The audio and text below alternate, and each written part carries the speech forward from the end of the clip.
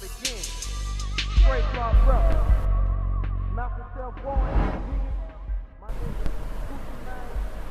1998 and Roderick Davis, better known by his rap name Gucci Mane, is 18 years old and he's about to graduate high school. He was selling weed and cocaine to make money and decided to go to college because he qualified for a scholarship. He continued to make money and sometimes would record songs to mess around in the studio, mostly as a hobby. After going to college for about a year doing computer programming, he would get caught selling cocaine to an undercover police officer. He was given 90 days and probation. He lost a lot of his money and was kicked out of school, losing his scholarship. He had some time to think about if this is what he wanted to do or something else. Upon finishing his sentence, Gucci decided he should just release a mixtape since he was already getting good at it and he's been rapping since he was 14. He used the little money he had left to finish the tape titled Gucci Mane La Flare, presented by Straight Drop Records. He slapped them on 1,000 CDs and passed them all over Atlanta. This would work out extremely well for Gucci because he started to gain a buzz pretty fast. He saw an opportunity and decided he wanted to start his own label, where he would recruit other artists as well. Around 2001, he met a barber named Xavier because one of Gucci's homies attended the same barber class. Xavier made beats and was trying to make a name for himself as well, under the name Zaytoven. Around the same time in 2001, Jay Jenkins, who was known as Lil J, has just stepped into the Georgia scene and was gaining buzz as well. Much like Gucci Mane, he spent the last few years trying to build a label. Lil J was in deep in the streets selling weed and cocaine. He was said to have over $1 million cash before ever considering music. He had a ton of money and was always interested in music, but initially never wanted to rap. After a few run-ins with the law and having a new baby, he wanted to focus more on his label and began building a studio where he could manage artists under. He would sign his first few artists and start the label Young Guns Entertainment. This was going good for a while, but eventually their main artist would catch a murder case and get locked up, leaving no real talent to lead the way. He had dropped a ton of money in his studio and into his artists, so he wasn't going to let it go to waste. He changed his label name to CTE and he decided to start rapping as the main artist.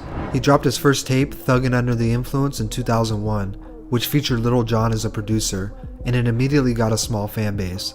Since Lil J had drug money to fund his tapes and knew people in music, he would get all his music played at every strip club in Atlanta, which back then was a massive way to get your music heard. He went around Atlanta getting his music played over the next couple months. He decided to change his name to Young Jeezy and continued to drop back-to-back mixtapes like Trap or Die with DJ Drama, until solidifying himself in the Atlanta rap scene. He did this until 2004, when Def Jam signed him for a massive amount of money.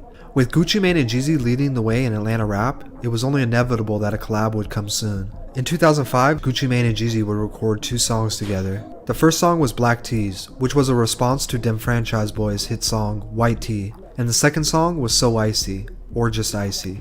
So Icy would go crazy in the streets almost immediately, and would then be featured as the main single on Trap House 1. The song was such a massive hit that even high schools across the country banned the iconic snowman tee that Jeezy wore in the video. But as time went on, rumors surfaced that Jeezy may have been upset with how things went.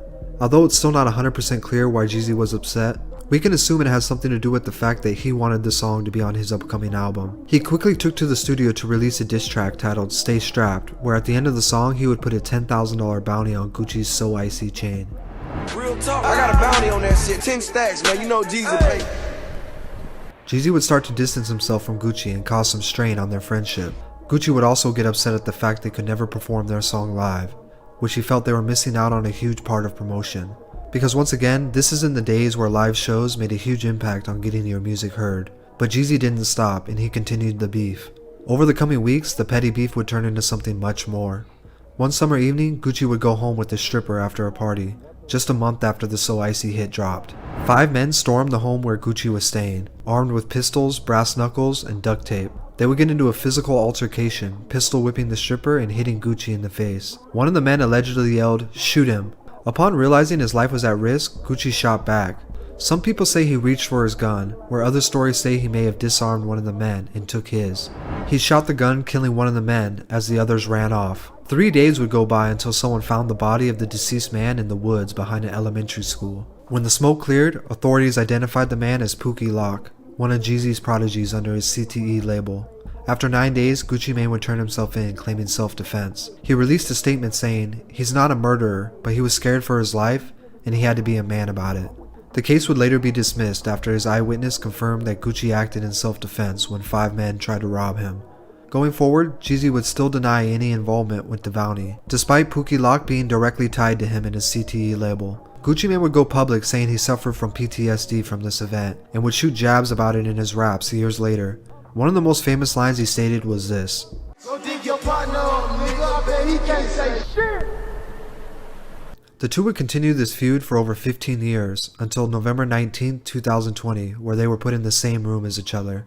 In 2020, during the world pandemic of COVID-19, record producers Timbaland and Swizz Beatz would start a webcast series titled Verzuz. With rappers unable to perform, this was a great way for hip-hop fans to watch their favorite rappers go head-to-head, showcasing their hit songs in a battle-like competition. After Jeezy was invited to the show, he requested to go up against Gucci Mane, thinking it would bring good entertainment seeing the longtime feud go head-to-head. After the show got closer, shots were already being fired, mostly from Gucci's end. Days leading up to the show, Gucci would post memes on his Instagram about Pookie Lock, as well as insulting Jeezy's outfit that he wore for his upcoming album. As the show went on, it would gain over 1.8 million viewers on Instagram alone. It started out slow, but things would inevitably heat up as the rappers played hit songs as well as some of their old diss records. By the end of the show, they would make history when they performed their hit song So Icy together for the first time in 15 years. After the song was performed, the two would have a brief but wholesome exchange of words. It led many viewers to believe this was the end of their long-lasting beef. Since the show, Jeezy has spoken out saying he feels better, hoping they can put this all behind them. Since then, rumors have come out online about a possible collab album coming soon.